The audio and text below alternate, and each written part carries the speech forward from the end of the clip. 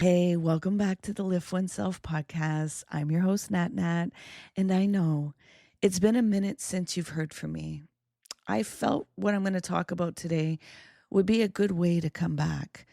The world feels really unstable right now, and what I'm noticing is that we keep getting fed these illusions that pull us into black and white thinking, that only ignite what angers us or keeps us feeling hopeless, that keeps us reactive instead of reflective with either silence or a grounded response. Or more so, we're becoming very numb and not feeling any sensitivity or empathy towards others.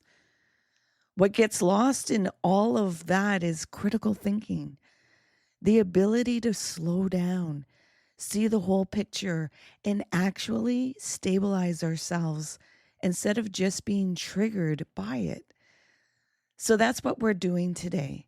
I'm going to share something that might open some things up for you. And also, it may anger some because I'm going to invite a shift in your perception, a wider lens than what you normally see. We're talking about Batman and the Joker. Please stay with me because this isn't about comic books. This is about you. This is about all of us. So here's how most of us move through this. Childhood, we idolize Batman. He's the hero, he's the good guy. We don't question it. We just accept it. This poor boy whose parents were murdered, and now he's become a vigilante. That's what we were taught. Adulthood, the Joker's rants start making sense. The chaos, the corruption, the systems that were never built for us. Suddenly, you can't unsee what the Joker has been cooking up and ranting about and looking insane. Yet, then there's this third thing that happens if you're paying attention, if you're willing to sit in the discomfort of the whole picture. You start to see that Batman needed the crime, not to save Gotham, to save himself from his own grief, from his own pain, from having to just be.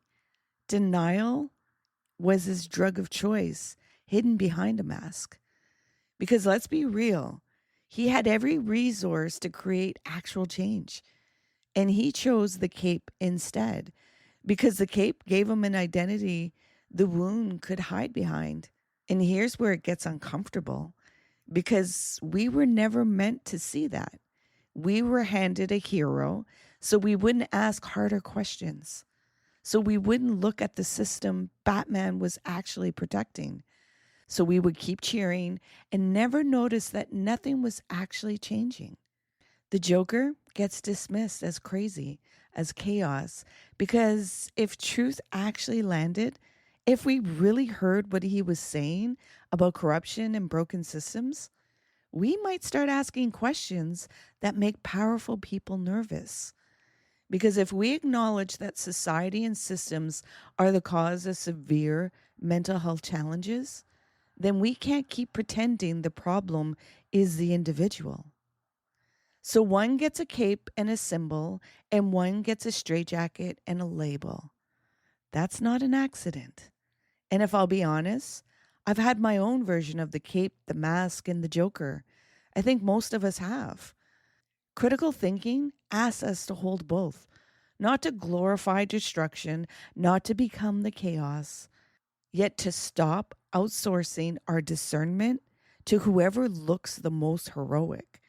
Because here's the somatic truth, and this is where it lives in the body.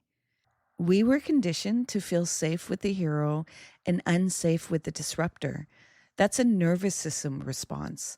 That's not wisdom, that's programming. But here's what nobody talks about.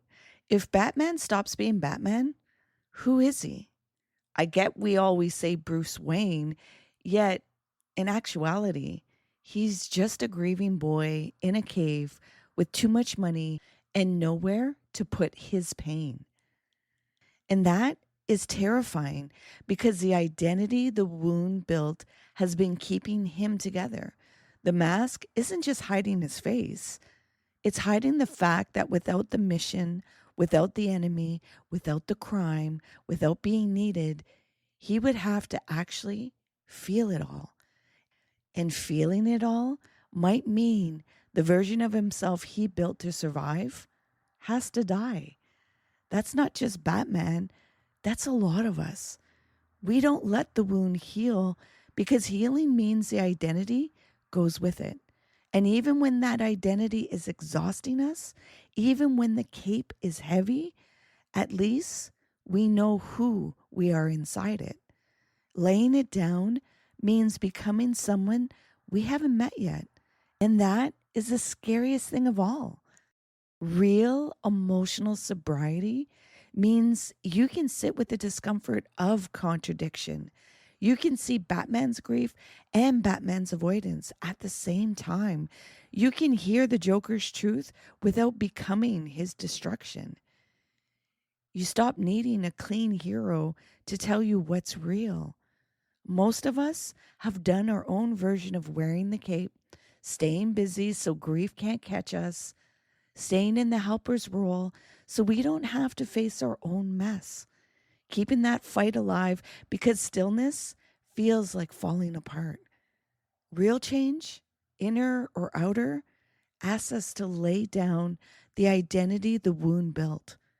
That's the hardest thing, not the chaos, not the corruption, just becoming someone whose pain no longer needs an enemy. So, the question I want to leave you with is this: what identity have you built around your wound?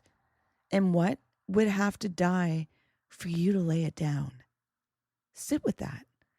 And just to let you know, I have some in person workshops that are coming that are titled Slow and Steady. Give yourself space. Also, if you're looking to work with me, you can book those discovery calls or also do the emotional sobriety workshop. They can all be found at www.liftoneself.com. Until next time, I pray the world shows you great kindness.